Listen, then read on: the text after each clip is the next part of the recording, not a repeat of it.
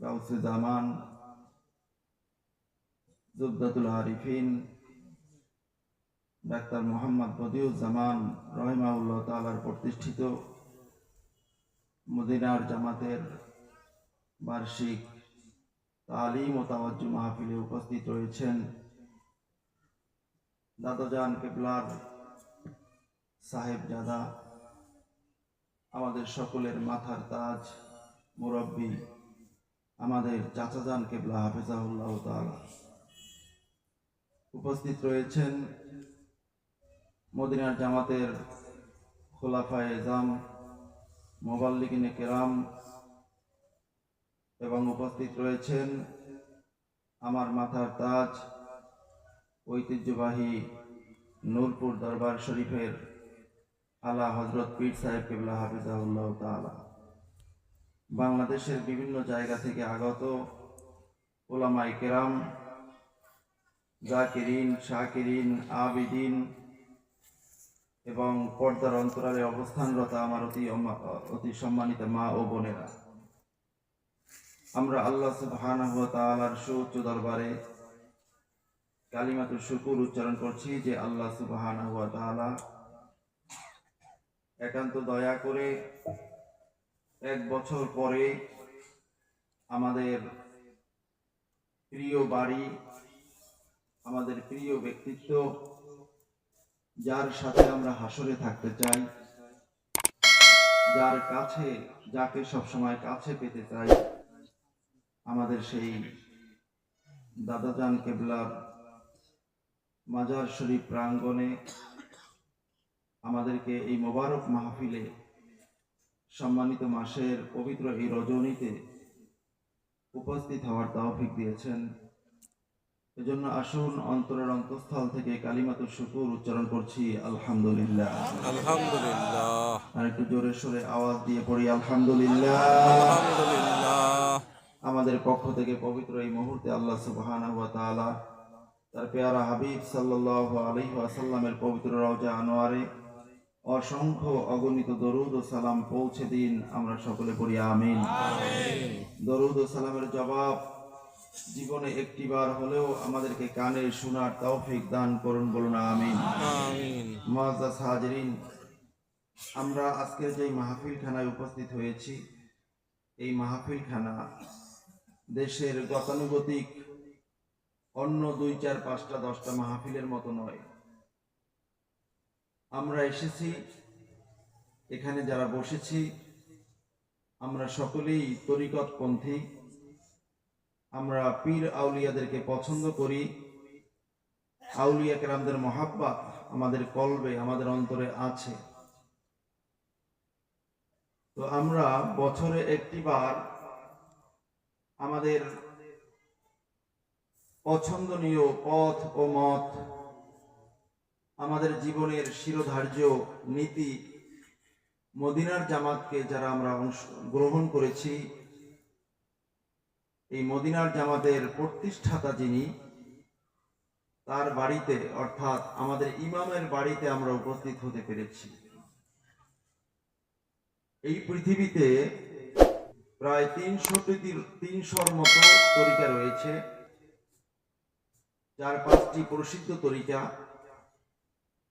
এই তরিকার ইমামদের বাড়িতে অনেকেরই যাওয়ার সৌভাগ্য হয় না। তো আমরা সরাসরি তরিকার ইমামের বাড়িতে অবস্থান করছি।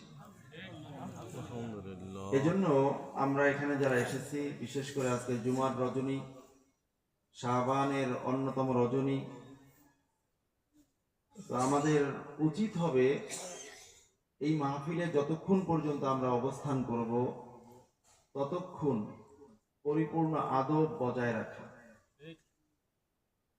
আদব শুধুমাত্র একজনের সাথে নরম ভাষায় কথা বলা নয়, আদব শুধুমাত্র মাথা নিচু করে হাঁটার নাম নয়। যতক্ষণ আমরা এখানে অবস্থান করব, আমরা কেন এসেছি এই বিষয়টা মাথার মাঝে সবসময় জাগ্রত রাখতে হবে। যদি আমরা এই বিষয়টা সবসময় মাথার মাঝে, ব্রেনের মাঝে জাগ্রত রাখতে পারি, তাহলে কি হবে? আপনারা জানেন এখানে আমার দাদুজান কেবলার নাম মোবারকের সূচনাতে লেখা আছে আল গাউস। আল গাউস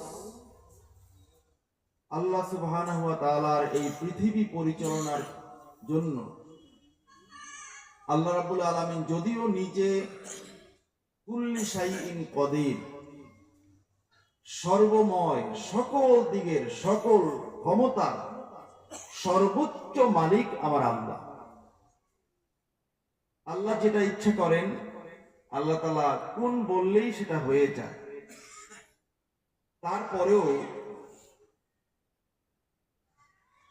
বুখারী শরীফের ব্যাখ্যা গ্রন্থ ইরশাদুস সারি শরহু সহিহিল বুখারী, এই ব্যাখ্যা যিনি লিখছেন আল্লামা কুস্তুলানী রাহিমাহুল্লাহ তাআলা, ওনার লিখিত একটা সিরাতের উপরে কিতাব আছে, যে কিতাবের নাম হলো মাওয়াহিবুল লুদুনী। এই কিতাবের মাঝে হাদিস নকল করেছেন বিশ্ববিখ্যাত মুহাদ্দিস, যে শুধুমাত্র শেষ জামানার নবীর উম্মতের মর্যাদা বৃদ্ধি করার জন্য কিয়ামতের ময়দানে তাদের ক্ষমতা অন্য অন্য নবীদেরকে এবং তাদের উম্মতদেরকে এবং সকল যুগের আউলিয়া কেরামদেরকে দেখানোর জন্য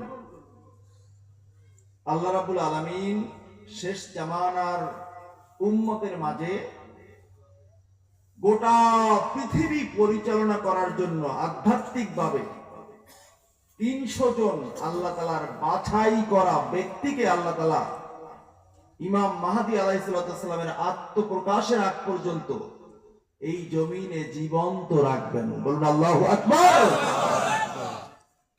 300 জন, এই 300 জনকে যিনি পরিচালনা করেন, তার যে পদ, আমরা যে কোনো জায়গায় একটা কমিটি করলে আমরা সভাপতি, সেক্রেটারি এরকম পদ বিন্যাস করি না, ওই 300 জনের মাঝে যিনি সর্বপ্রধান থাকেন, ওনার ওই পদের নাম হলো গাউস। সুবহানাল্লাহ।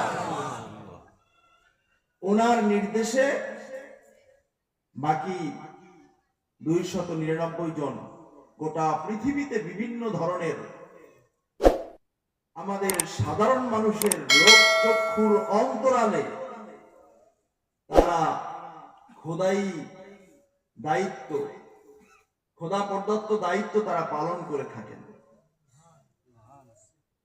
এবং এই হাদিসের ব্যাখ্যা এসছে, যদি এই 300 জন না থাকতেন, গাউস, কুতুব, অলি, আবদাল যদি এই জমিনে না থাকতেন, শেষ জামানার উম্মতকে বিভিন্ন ধরনের বালা, মুসিবত, ফিতনা, ফাসাদ এসে ঘেরাও করে ফেলত, এদেরকে ধ্বংস করে ফেলত।